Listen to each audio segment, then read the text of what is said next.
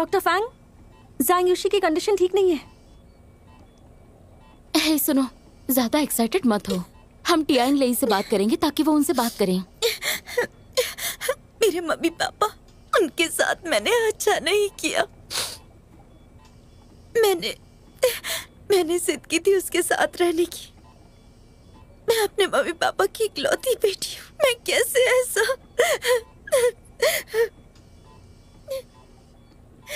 शांत हो जाओ।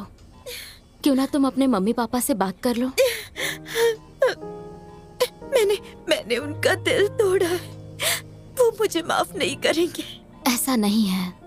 कोई भी माँ बाप अपने बच्चों से हमेशा नाराज नहीं रह सकते। दरअसल सच कहूँ तो मैंने अपनी जिंदगी दांव पर लगाई थी। मैं बस काम करना चाहती थी और पैसे कमाकर अच्छे घर को संभालना। अब मेरे पास कुछ भी नहीं बचा है। ज्यादा मत सोचो, तुम अभी बीमार हो। हम तो बस इंसान है, बीमार तो पड़ेंगे ही ना। हो सकता है तुमने जिंदगी में पॉज लगाया है, स्टॉप नहीं किया है। इतनी मायूस मत हो। सुनो बेटी, डॉक्टर फांग सही कह रही हैं। कोई भी माँ बाप अपने बच्चों से हमेशा नाराज नहीं रहते। उनका खून तुम्हारी रगों में बहता है। अगर उन्हें पता चला कि तुम्हारी ये हालत है तो उन्हें तुम्हारी फिक्र होगी। ये बहुत अफसोस की बात है।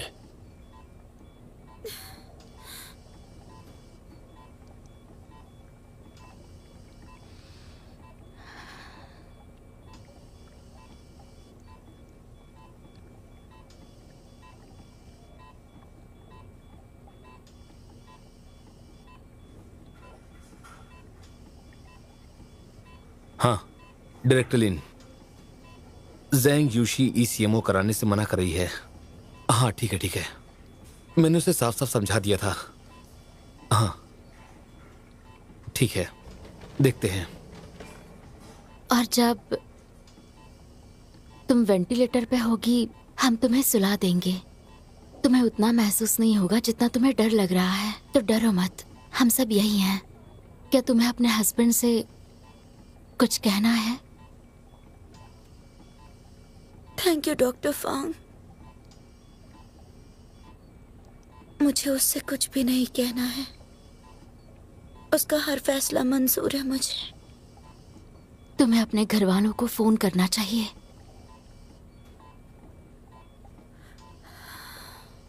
जिस दिन मैं घर से निकली थी पीछे मुड़कर नहीं देखा।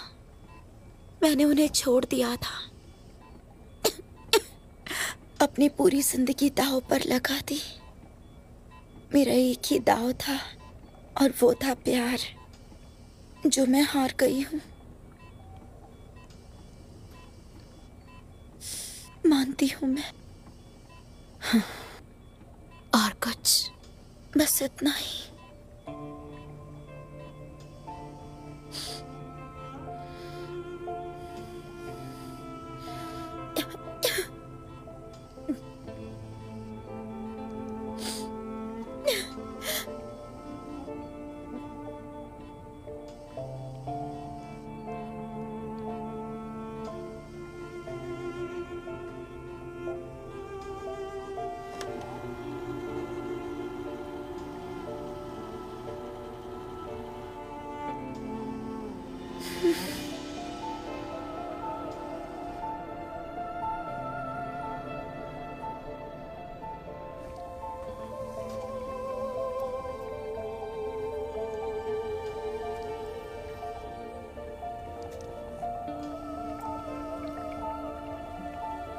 इसमें जीने की हिम्मत बहुत कम है।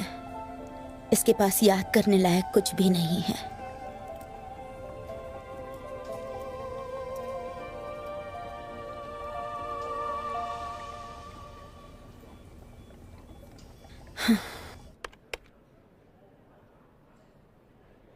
हेलो, कैसे हैं? मैं डोंगजांग हॉस्पिटल से डॉक्टर फांग बोल रही हूँ। आप ज़ैंग यूशी के स्कूल के क्लासमेट हैं? हाँ, मैं ही हूँ। क्या आपके पास उनके घर वालों का कोई कांटेक्ट नंबर है? ज़ैंग यूशी बीमार है, हमें उनके घर वालों से बात करनी है। नहीं, मेरे पास नहीं है।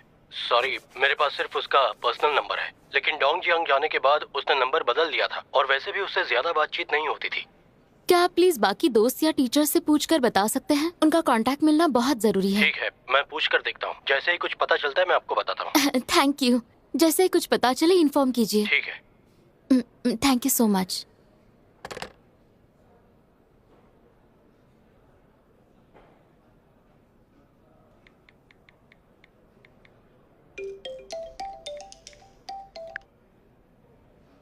हेलो ऑफिसर गाओ। हाँ बोलो, क्या हुआ? कुछ पता चला? मैं उनके पेरेंट्स से कांटेक्ट नहीं कर पा रहा। क्या?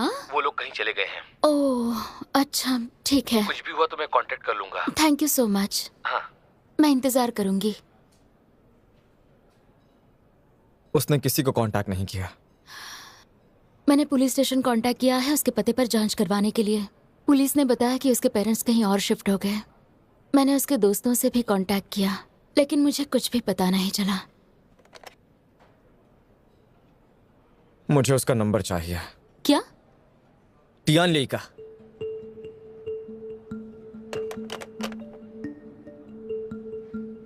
Rehabilitation hospital? तुम सोच क्या रहे थे? उसे इस हालत में वहां पर भेजना ताकि उसे मरते हुए देख सको। मैं उसका अटेंडिंग डॉक्टर हूं। उसकी जिंदगी बचाना मेरा फर्ज है। उसके लिए यही अच्छा होगा कि हम उसका इलाज करें और ईसीएमओ करवाएं। ये तुम कैसी बातें कर रहे हो? तुम्हें क्या लगता है ईसीएमओ करवाना इतना आसान है क्या? हमारी फैमिली के पास इतने पैसे नहीं हैं और हम इस बात से खुद परेशान हैं। तुम्हारे जैसा डॉक्टर सिर्फ बात कर सकता है। मैं उसका पति हूँ, मैं उसे मरता नहीं देख सकता। क्या तुम्हारे पास उसके घर वालों का नंबर है तो मुझे दे दो। मेरी बात सुनो, ऐसा नहीं है कि मैं उन्हें कॉल नहीं करना चाहता, पर उसने ही अपने पेरेंट्स को कांटेक्ट नहीं करना चाहा और मेरे पास उनका कांटेक्ट भी नहीं है। तुम्हें उनसे कांटेक्ट करना है तो डायरेक्टली जाकर पूछ लो। ये कैसे बात कर रहे हो? मैं तो तुम्हारी मदद। ठीक है डॉक्टर लिन, अब मैं उसे डिस्चार्ज करवाने जा रहा हूँ।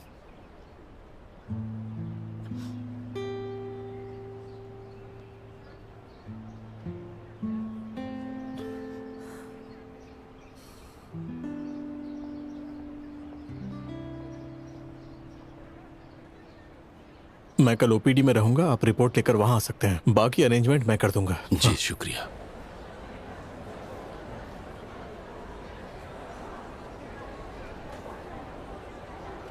टियानली, अब तुम्हारी वाइफ की हालत कैसी है? उन्होंने कहा हालत ठीक नहीं है। उन्होंने क्या कहा? उन्होंने कुछ तो बताया कि करना पड़ेगा। एसीएमओ? हाँ, एसीएमओ बहुत महंगा होता है। सही कहा। एक मिडिल क्लास फैमिली कैसे कर पाएगी? तुम बिल्कुल सही कह रहे हो। मैंने आपको पहले भी कहा है, मैं जितना कर सकता था मैंने कर दिया। और हमारे पास पैसों का पेड़ तो नहीं है ना, मैं उस पर और खर्च नहीं कर सकता। सही बात है। वैसे भी तुम्हारी वाइफ को आईसीयू में ही रहना पड़ेगा। उसी इलाज को जारी रखना होगा। इसमें बहुत खर्चा होगा। उसके लिए तुम अपनी जिंदगी तो बर्बाद नहीं कर सकते ना। वही तो, आप तो कम से कम मरीज की भलाई के बारे में सोच रहे हैं डायरेक्टर जाओ। सच कहूँ तो आप कोई फरिश्ता है। मैं अब बस इतना ही कर सकता हूँ। मैं सोच रहा हूँ उसे अपने घर के पास किसी रिहैब हॉस्पिटल में ले जाऊं और इलाज करवाऊं। हमारी शादी पर और बोझ मत डालिए। लेकिन ज़ैंग युशी के पेरेंट्स कहाँ पर है? वो कभी मिले क्यों नहीं? ये मत पूछिए, उसने कभी कांटेक्ट ही नहीं करना चाहा। सब अपने गांव में ही है।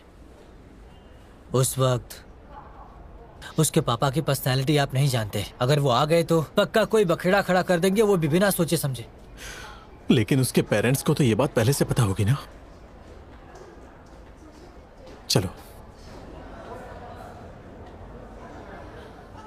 एक बात बताऊं, हॉस्पिटल में मैंने ये कई बार देखा है। सबसे सेफ और सही तरीका वही होता है कि पूरी फैमिली को यहीं बुलाया जाए और सब मिलकर डिसीजन लें, ताकि बाद में सब तुम्हें जिम्मेदार ना ठहराएं। वरना बाद में उसके पेरेंट्स तुम्हें ब्लेम करेंगे और उस वक्त कोई तुम्हारी बात नहीं सुनेगा।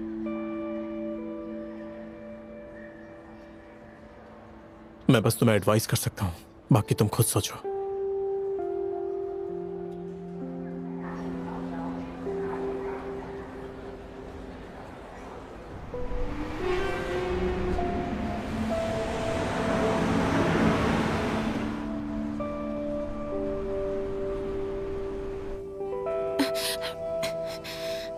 हेड नर्स, बाहर कोई खड़ा है। वो कह रहे हैं कि वो ज़ैंग युशी के मम्मी पापा हैं। सच में? हाँ, कहाँ? बाहर रिसेप्शन के पास। क्या हम अभी मिल सकते हैं?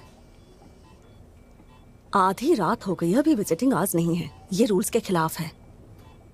रूल्स अपनी जगह है, पर इंसानियत भी तो कोई चीज है ना। और उसे अभी जीने की इच्छा भी नहीं है।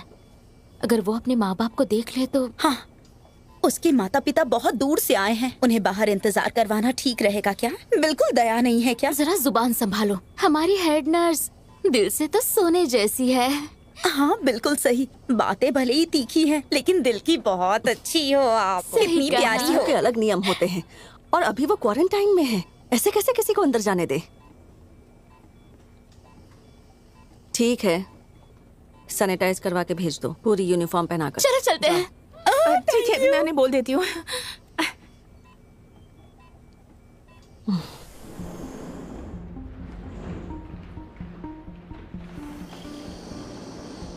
क्या आप ही ज़ैंग यूशी के पेरेंट्स हैं? हाँ, हम ही लोग हैं।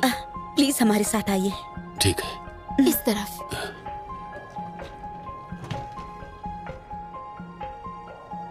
ज़ैंग यूशी के ऑपरेशन के बाद उसके लंग्स में सीरियस इन्फेक्शन हो गया है, लेकिन आप फिक्र मत कीजिए, हम लगातार इलाज कर रहे हैं। अभी के हालात में हमें लगता है कि इसे कंट्रोल करने का तरीका है। Thank you. तो फिर हम उससे कब मिल सकते हैं? ऐसा करते हैं, आप अपना सामान यहीं छोड़ दीजिए, मेरे साथ चलिए। इन्हें डिसइंफेक्ट और आइसोलेट करना होगा। ठीक है। आइए। एक मिनट अंकल, एक और बात है, आप कुछ लिख कर देंगे? ज़ैंग यूशी, ज़ैंग यूशी, ज़ैंग यूशी, क्या तुम मेरी आवाज सुन रही हो? ज़ैंग यूशी, ज़ैंग यूशी, सुनो, मेरी बात सुनो, कुछ नहीं हुआ है, प्लीज डरना मत। ये देखो, देखा?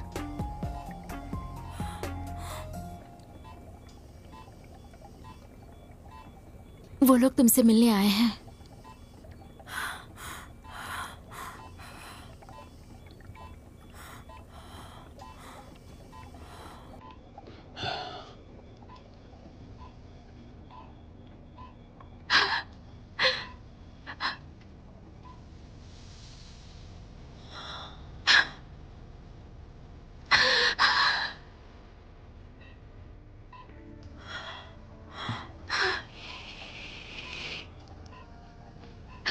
शिक्सी, देखो मम्मी आ गई है, डरो मत।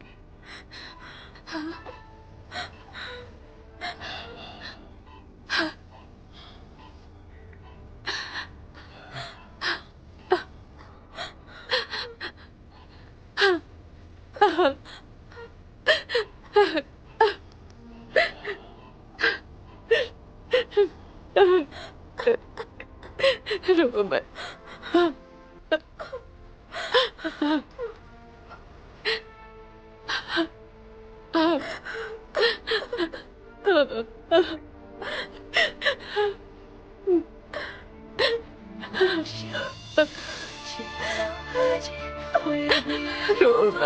रो मत मेरी बच्ची, रो मत।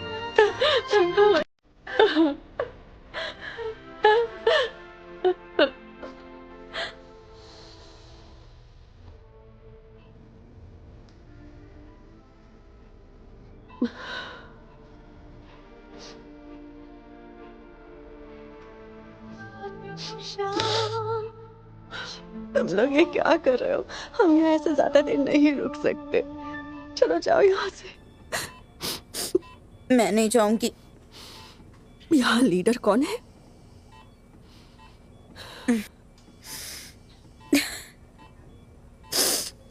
यू आंटी, आप तो हेड नर्स हैं, सारा दिन ऑफिस में ही रहती हैं, आप हम पर नजर रखती हैं।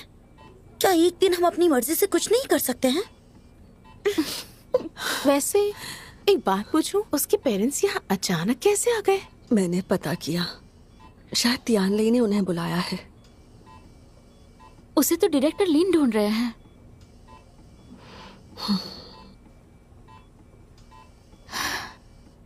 डायरेक्टर वांग। हाँ, ये कॉफी तो बढ़िया है।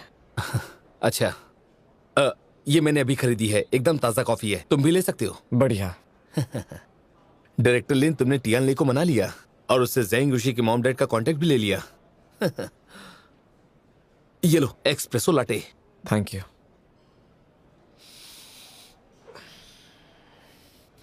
अच्छी है। लिक्विड कॉफी यहाँ पर है, जिसको जो पीना है पी लेना। हाँ, मुझे ये बताओ कि तुमने आखिरकार टियान लेई से बात कैसे की? मुझे उससे बाद में पता चला। मैंने कुछ नहीं कहा। शायद उसे पछतावा हुआ हो। नहीं, ये तो इम्पॉसिबल है। डायरेक्टर लिन, अंदर आ जाइए, चेयर्स लगा दो और दरवाजा भी बंद करो। Hello director Lin, thank you. आपने क्या फैसला लिया? डायरेक्टर लिन, प्लीज इसे दिल पर मत लीजिएगा। मैंने कुछ रिसर्च किया है ECMO की सर्वाइवल रेशियो के बारे में, जो सिर्फ 15 से 30% तक ही है। इसका क्या मतलब है? आपकी बात सही है, लेकिन ये डेटा हर मरीज पर लागू नहीं होता। ECMO एक मजबूरी है, क्योंकि उसके बाद जो लोग हेल्दी रहते हैं उनका सर्वाइवल रेट 30% से कम है। लेकिन जिन्हें कोई उम्मीद नहीं होती, जिंदगी की मुश्किल घड़ी में कम से कम वो मौत से लड़ने की कोशिश तो करते हैं। क्या हमारी बच्ची की कंडीशन सीरियस है डॉक्टर? हाँ, उसके लंग्स में इन्फेक्शन है। वो वेंटिलेटर पे थी। उसे स्ट्रॉन्ग एंटीबायोटिक्स दिए हैं, लेकिन उतना काफी नहीं है। इन्फेक्टेड लंग से लिक्विड निकल रहा है। वो ज्यादा ऑक्सीजन नहीं ले पा रही है। बहुत तकलीफ में है।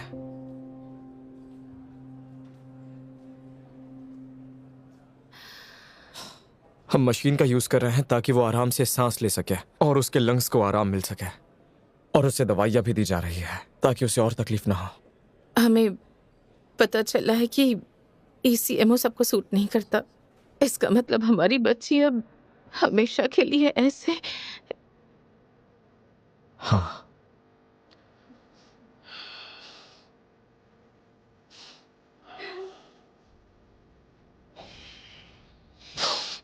मेरी बच्ची ने बहुत कुछ सहा है। वो अभी यंग है। उसका हार्ट भी अच्छे से काम कर रहा है। उसकी एज भी ज्यादा नहीं है, तो हमें लगता है वो जल्दी रिकवर होगी। इसीलिए हमें ECMO करवाना होगा। बेशक, मैं पहले ही आपको एक बात बताना चाहता हूं। ECMO बहुत एक्सपेंसिव है और इससे कई तरह के कॉम्प्लिकेशंस भी हो सकते हैं। आप देख लीजिए, माइल्ड सिम्टम्स में स्टमक में ब्लीडिंग हो सकती है, लीवर, किडनी और बाकी ऑर्गन्स में भी। अगर मामला ज्यादा सीरियस हुआ तो सेरेब्रल इन्फ्रैक्शन और होमरेज हो सकता है। हालात बिगड़ सकती है। ब्रेन इंजरी हो सकती है जो कभी ठीक नहीं होगी। मैं अपनी पूरी ताकत लगा दूंगा उसे बचाने के लिए, जब तक वो जिंदा रह सके। भले ही वो बेहोश हो जाए, उसकी याददाश्त चली जाए। वो मेरी बेटी भी है, हमने उसे पाला है। मैं राजी नहीं हूँ। मेरी बच्ची को जानने वाले सब छोटी छोटी बातें जानते हैं। उसे अपनी इज्जत की परवाह है। अगर वो सच में उस हालत में पहुंची तो मैं चाहूंगी कि वो चैन से चली जाए। यही अच्छा रहेगा। मैं उसे तकलीफ में नहीं देख सकती।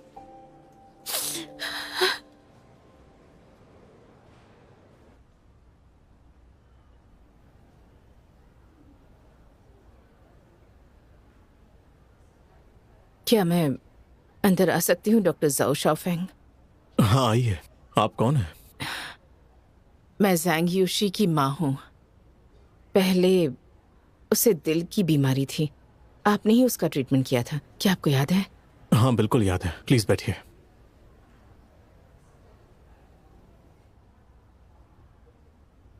बताइए क्या बात है?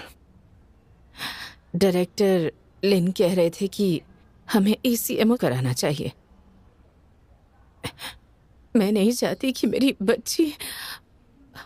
मुझे डर है कि उसे और तकलीफ होगी, इसलिए मैं फैसला नहीं कर पा रही। शायद आप उसकी हालत मुझसे ज्यादा अच्छी तरह जानते हैं, इसलिए मैं आपका सुझाव चाहती हूँ।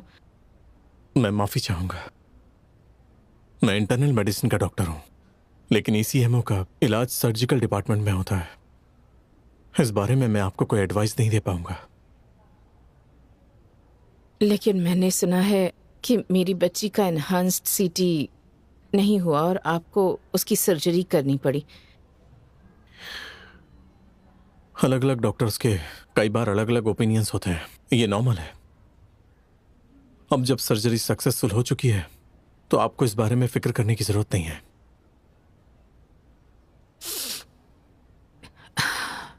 माफ कीजिए, मैंने आपको परेशान किया। कोई बात नहीं।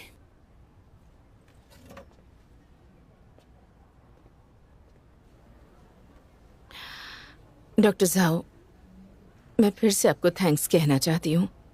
अगर आपने उसे समय पर ना बचाया होता तो शायद मैं आज उसे देख भी नहीं पाती।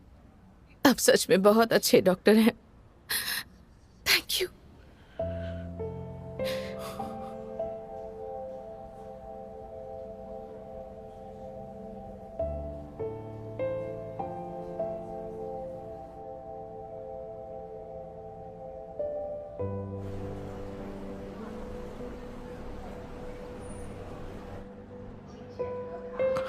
Thank you.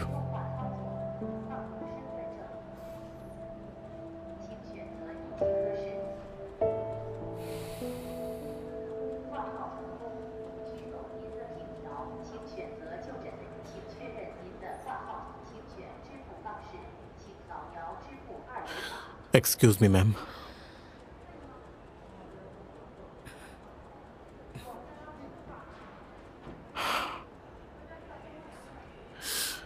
भले ही मैं आपको कोई एडवाइस नहीं दे सका, लेकिन मैं कहना चाहता हूं कि आप अपने अटेंडिंग डॉक्टर पर भरोसा कर सकती हैं।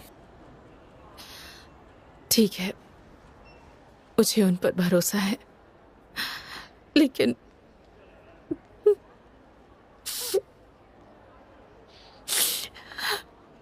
देखिए, डॉक्टर्स भी आपकी ही तरह महसूस करते हैं। आप सच में बहुत अच्छी हैं, जो अपनी बेटी के लिए कुछ भी कर सकती हैं।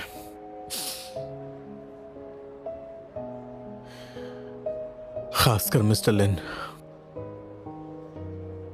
एक डॉक्टर अपने मरीज को अपनी फैमिली का हिस्सा मानता है। देखिए, ये बात मैं आपको एक डॉक्टर की तरह बिल्कुल नहीं कह रहा हूं, एक नॉर्मल इंसान की तरह कह रहा हूं। अगर मेरी अपनी फैमिली का कोई आज आईसीयू में होता तो मैं भी डायरेक्टर लिन की बात ही मानता।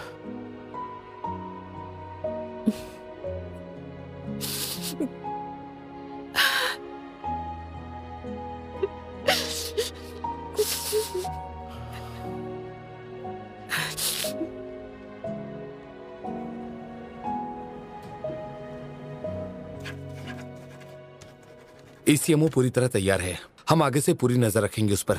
उम्मीद है वो ठीक हो जाएगी। चिंता मत कीजिए, कोई भी उसके पास से नहीं हटेगा। रात में भी हमने उसके सारे डेटा रिकॉर्ड किया है।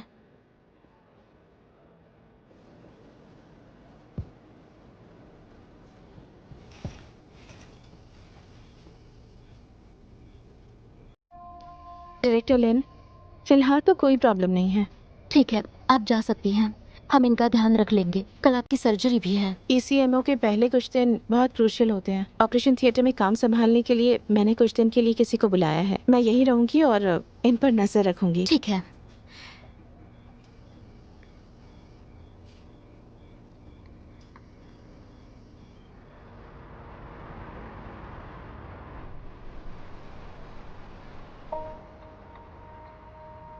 थैंक यू डायरेक्टर साहब। डायरेक्टर, आपने मेरा ऑपरेशन किया था। आप जरा देखेंगे तो मुझे तसल्ली होगी। ये आपके साइज का है। बहुत मुश्किल है, बहुत ही मुश्किल। हम लोग इतने अच्छे नहीं हैं ऑनलाइन चीजें बुक करने में। मैंने तो परेशानी में सिटीजन हेल्पलाइन कॉल कर दिया। Come on. आराम से जाइए।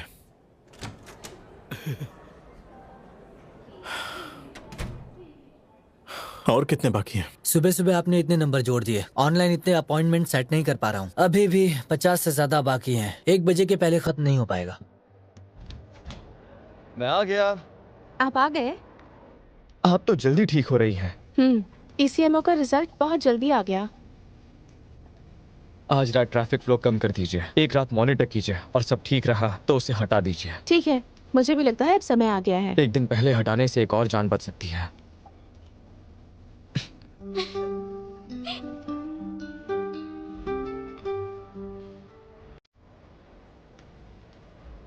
डायरेक्टर लिन, जैंग यूशी के पेरेंट्स ने आपके लिए लेटर भेजा है।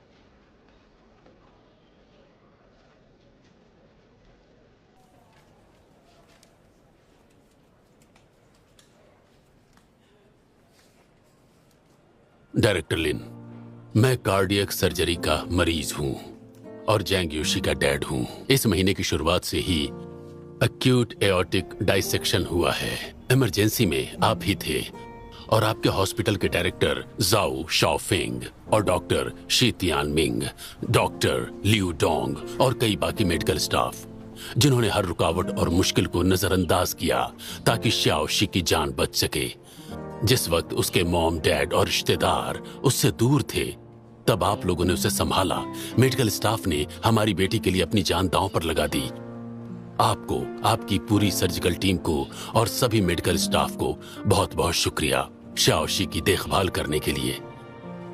आप लोग शाओशी के दूसरे माता पिता हैं।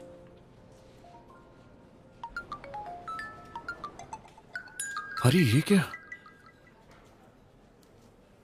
लीन यी हमारे हॉस्पिटल के कार्डियक सर्जरी के डिप्टी चीफ हैं। मरीज का एओर्टिक डाइसेक्शन करते वक्त उन्होंने कार्डियोवैस्कुलर बीमारी के इलाज के नियमों को तोड़ा। अकेडमी की कमेटी ने तय किया कि लीन यी को प्रशासनिक सजा के रूप में डीमेरिट दिया जाए।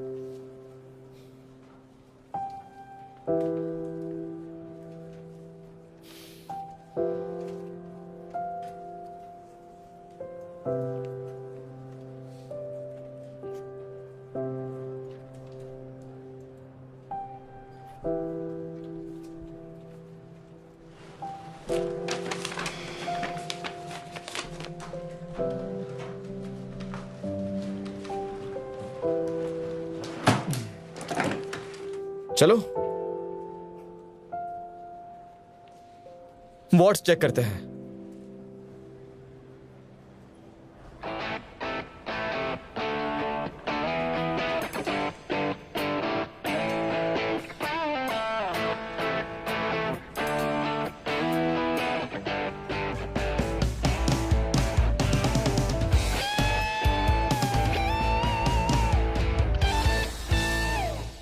बुजुर्ग मरीज ज्यादा इंटरनेट का इस्तेमाल नहीं करते, तो यहाँ आकर रजिस्टर करते हैं। मैं नहीं चाहता था कि उन्हें यहाँ आने में तकलीफ हो। माफ कीजिए, आपको इंतजार करवाया। कोई बात नहीं, दरअसल ये कोई बड़ी बात नहीं है, आप फिक्र मत कीजिए। मैं काफी दिनों से काम से बाहर गई हुई थी और हमारे नए टीम लीडर को कंग्रेचुलेट भी नहीं कर पाई। Thank you director. और बताइए, सब ठीक चल रहा है ना? हाँ, अभी तक तो सब ठीक ही है। अच्छा है, आप इसमें नए हैं। अगर कोई प्रॉब्लम हो तो किसी एक्सपीरियंस डॉक्टर से सलाह ले सकते हैं। जी बिल्कुल। एक्चुअली मैं एक सजेशन देना चाहता हूँ। हाँ कहिए ना। हमारे पास बहुत सारे बुजुर्ग मरीज आते हैं। मैं सोच रहा था कि हम कुछ स्लॉट्स ऐसे मरीजों के लिए रख दें जो खास तौर पर उन मरीजों के लिए हों जिन्हें मोबाइल फोन और इंटरनेट का इस्तेमाल करना बिल्कुल नहीं आता, ताकि उन मरीजों के लिए रजिस्ट्रेशन करना आसान हो जाए। आइडिया बुरा नहीं है, काफी अच्छा सोचा है आपने। ठीक है, मैं इस बारे में बाकी डॉक्टर्स से बात करूंगी। Thank you director. वैसे जिस मरीज को वेरिएंट आर्च था और डाइसेक्शन की समस्या थी, मैंने देखी उनकी फाइल। इलाज काफी अच्छी तरह से किया गया है। उनके लंग्स का इन्फेक्शन अब काफी हद तक कंट्रोल में है। जी, वो जल्दी ठीक हो जाएंगी। Thanks to miss Qiao. वो लगातार कई दिनों से आईसीयू में रह रही हैं और बाकी मेडिकल स्टाफ भी आईसीयू में है और सबने अच्छा काम किया है। और साथ ही डायरेक्टर लिन ने भी इस पर खास ध्यान दिया है। हाँ जानती हूँ, मुझे भी फिक्र हो रही है। अब से आप उनके सीनियर हैं, उन पर अच्छे से नजर रखिएगा, कोई मुसीबत खड़ी ना कर दें। एक्चुअली बात यह है कि उन्हें पेशेंट्स की बहुत फिक्र है, वो भी जरूरत से ज्यादा। हर टीम में ऐसे लोग होते ही हैं। इसके फायदे और नुकसान साफ नजर आते हैं, ये बहुत ऑब्वियस है। लेकिन हमें ये भी याद रखना पड़ेगा कि हमारी भी कुछ लिमिटेशंस हैं, हॉस्पिटल के कुछ रूल्स हैं जिन्हें हमें हर हाल में फॉलो करने होंगे, नहीं तो बाद में आगे चलकर हम मुसीबत में भी पड़ सकते हैं। हमारे साथ साथ दूसरों को भी तकलीफ हो सकती है। शाओफेंग, लिन यी को गाइड कीजिए। ये आपका पहला और अहम काम है और हमारे लिए भी ये एक अहम जिम्मेदारी है। आगे चलकर आपकी जिम्मेदारियां और बढ़ेंगी, तो उसके लिए तैयार हो जाइए। आपके भरोसे के लिए शुक्रिया। मैं बहुत मेहनत करूंगा।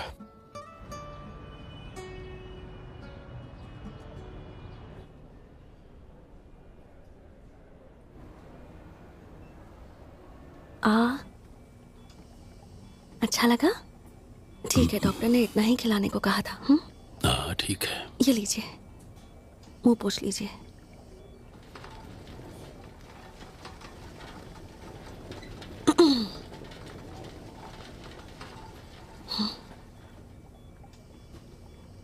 तुमने इन्हें फिर से ये क्यों खिलाया? पापा को ज्यादा भूख नहीं थी, इन्होंने दिन में भी नहीं खाया था। इनका मन था ये खाने का, तो मैंने थोड़ा सा खिला दिया। ये थोड़ा सा है क्या? बताओ, ये क्या थोड़ा सा है? मैं 2 बार तुम्हें कह चुकी हूँ, डॉक्टर ने साफ मना किया है। ये सब नहीं खा सकते हैं। तुम्हारे पिताजी बिस्तर पर पड़े हैं। हेल्दी लोग भी इसे खाकर ठीक से पचा नहीं पाते। इतनी पढ़ी लिखी होकर तुम ऐसा कैसे कर सकती हो? क्या हुआ? देखिए क्या खिलाया है अपने पिताजी को।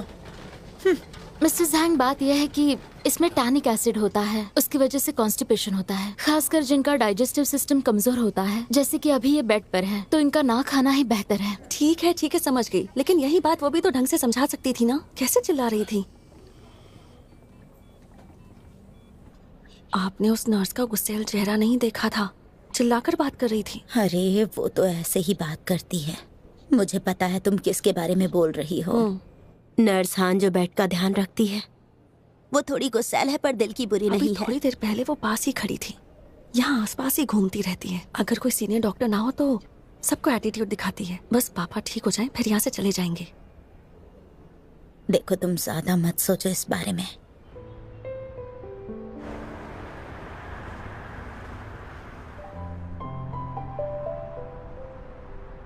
विजिटिंग आवर्स खत्म हुए, रिश्तेदार यहाँ से बाहर चले जाएं। विजिटिंग आवर्स खत्म हुए, रिश्तेदार यहाँ से बाहर चले जाएं। आज उसकी माँ फिर आई है। लगता है उसका हस्बैंड अभी तक नहीं लौटा है। हमारे लिए तो ये कोई नई बात नहीं है ना? तुम अभी खाना खा रही हो? दोपहर में कहाँ थी? आज बहुत बिजी थी, टॉयलेट जाने का भी टाइम नहीं था मेरे पास। किस्मत अच्छी है कि कुछ खाने को मिल गया, पसंद का हो ना हो। तुम्हें पता है, इसे खाना खाना नहीं कहते हैं, बल्कि इसे पेट को बेवकूफ बनाना कहते हैं। काम चला रही हूँ मैं बस। सही कहा। देखो यू आंटी मुझे कितना मानती है। Thank you aunty. Sister Shreya, mister Zhang का बेड साफ कर दो। इम्पॉसिबल, मैंने अभी अभी साफ किया था। बहुत गंदी बदबू आ रही है, जाकर खुद ही देख लो। ज़ैंग का पेट खराब है? जो मना करो उनकी बेटी उन्हें वही खिला देती है। उन्हें फिर से कब्ज हो गया है, पता नहीं अब क्या करूंगी। डॉक्टर ने आपको खाने से मना किया था ना, थोड़ा कंट्रोल नहीं कर सकते क्या? मैंने भी कितनी बार मना किया, हेल्दी खाना खाना चाहिए, ये सब खाएंगे तो कब्ज होगा ही ना। आपको तो पता है ना ये सब। देखिए अभी उस वजह से कितनी प्रॉब्लम हो गई। एक तो आपकी तबीयत पहले से ही खराब है, आपकी परवाह कौन करेगा? खुद भी तो ध्यान रखना चाहिए ना। कितने जिद्दी हैं आप, और ऊपर से आप ऐसी गंदगी कर देते हैं और फिर मुझे बुलाते हैं एक बच्चे की तरह। पूरा गंदा कर दिया आपने। ऐसा कोई करता है क्या? मैं समझ नहीं पाया था। इसमें समझना क्या है? बिस्तर के पास घंटी लगी है, दिन में 2 बार बदलती हूँ और फिर से आज तो पता नहीं कितनी बार बदलना पड़ेगा मुझे। मुझसे कोई परेशानी है क्या आपको? हाँ, आपको क्या लगता है मैं थकती नहीं हूँ? वैसे भी आज दिन भर कितना काम था। हाँ, एक तो वैसे ही पहले से थक गई हूँ। मैंने तुम्हें वीडियो भेजा है, जरा ध्यान से देखो। देखो कैसे पापा को ट्रीट कर रहे हैं यहाँ पर। अगर मेडिकल ऑफिस मुझे कोई एक्सप्लेनेशन नहीं दे पाया तो मैं तुम्हारे हॉस्पिटल का सच पूरी दुनिया के सामने लेकर आऊंगी। रुकिए, मैं भी देखती हूँ। माँ आप इस पे मत पड़िए, आप इससे दूर रहिए। आपकी माँ सही कह रही है, हम बात करके मामले को सुलझा सकते हैं। मैं समझ सकता हूँ कि इस समय आपकी हालत क्या है। समझ सकते हैं? बताइए क्या समझा आपने? मेरे पापा अंदर आईसीयू में, इसका मतलब ये नहीं कि आप उनके साथ किसी भी तरह बिहेव करें, समझे? फिक्र मत कीजिए, हम इस मामले को सख्ती से सुलझाएंगे। एक बात सुन लो, अगर नहीं समझे तो मैं छोड़ूंगी नहीं। मैं अभी के अभी जाकर देखता हूँ। बेहतर होगा कि इस बात को सीरियसली लो, समझ में आया? हेलो डायरेक्टर लो, मैं उन्हें शांत करने की कोशिश कर रहा हूँ पर उनकी फैमिली काफी गुस्से में है। क्या हुआ? डॉक्टर लिन, वो डॉक्टर माँ वो रुकिए। मैं डॉक्टर लिन, ये देखिए कैसे नर्स बर्ताव करिए मेरे पापा के साथ। आपको मुझसे कोई प्रॉब्लम है क्या? ऐसे बार बार मुझे तंग करना बंद कीजिए। अब देखा ना कितना काम बढ़ गया है। हाँ हाँ ठीक है, मैं अभी के अभी जा रहा हूँ। अब तो सब गए, पता नहीं क्या होगा।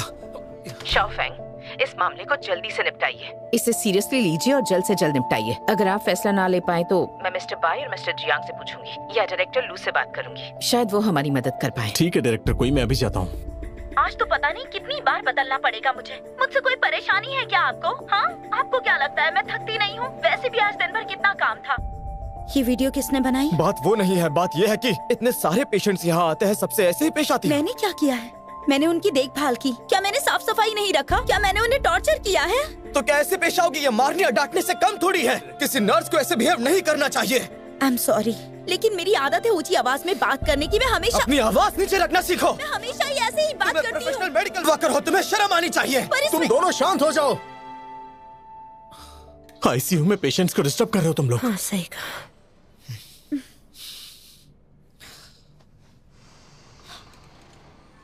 उनकी उम्र 70 साल से ज्यादा है। उन्होंने मुश्किल से सर्जरी करवाई। सब जानते हैं कि सर्जरी के बाद पेशेंट की हालत क्या होती है। उनका ब्लड प्रेशर अभी तक स्टेबल नहीं है। मैं हर बार यही आकर चेक करता हूँ। उन्हें शांत रहना कहता हूँ और तुम उन्हें इस हालत में डाल रही हो। अगर उनके ब्लड वेसल में प्रॉब्लम हुई तो ये बताओ गलती किसकी होगी? उसकी जिम्मेदार तुम ही रहोगी। ठहराया जा रहा है। सुनो, मैंने हमेशा चुप करो, बस करो। देखो इन दोनों पेशेंट ज्यादा हैं तो प्रेशर हो गया होगा। शायद वो अपने जज्बात काबू नहीं कर पाई। हो सकता है वो थक गई हो। बस बहुत हुआ, थके हुए तो हम सब हैं। हाँ तो क्या? क्या मैं शिकायत नहीं कर सकती? बहुत हुआ। चुप करो। देखा, मुझे मैटर पता है, मैं इसे संभाल लूंगा। तुम क्या संभालोगे? पुलिस थोड़ी हो जो सब में दखल दोगे। अपनी टीम में दखल देने का हक है मुझे।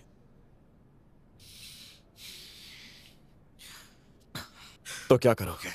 ये तुम्हें जानने की जरूरत नहीं है। बस मुझे और मुसीबत में मत डालो। बस बहुत हुआ, चलो यहाँ से। मुसीबत डाल रहा हूँ?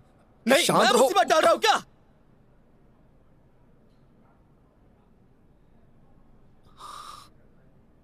क्या मैंने बहुत बड़ी बिल्कुल, लेकिन अगर उसे प्रमोशन चाहिए तो उसे ये सब झेलना तो पड़ेगा ही। उसे इस दौर से गुजरना ही होगा। वो अभी जवान है, उसे बड़ी जिम्मेदारियां दी गई हैं। अगर डॉक्टर्स और नर्स के बीच का झगड़ा जल्दी नहीं सुलझता है तो फिर ये टीम लीडर के लिए बिल्कुल अच्छा नहीं होगा।